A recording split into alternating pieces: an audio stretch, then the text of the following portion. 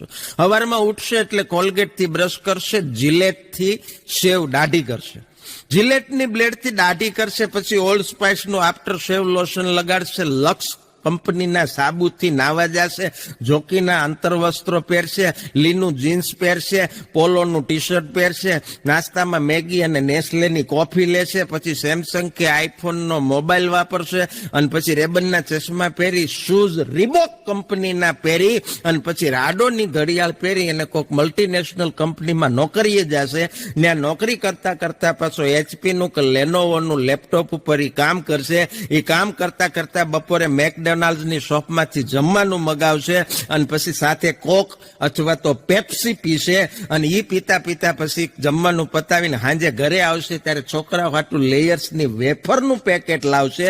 પછી dining table ઉપર જમવા બેસે, જમીન પછી બ્લેક લેબલની એકાદી ચુસ્કી મારીને બાલ્કનીમાં બેઠો બેઠો વિદેશી સિગરેટનો દમ ખેંચતો ખેંચતો વિચાર કરશે કે ભારતનો રૂપિયો ડોલર સામે નબળો કેમ પડે છે. સવારથી સાંજ સુધીમાં લઈ અને જે કાંઈ વસ્તુનો મેન તમે ઉપયોગ કર્યો, નથી લાગતું કે સ્વદેશી તરફ આપણે થોડુંક પાછું વળવું જોઈએ? આના માટે જવાબદાર હું તમે નથી. હાસ્યની સાથે આ એક નાનકડી એવી માર્મિક ટકોર સમાજ માટે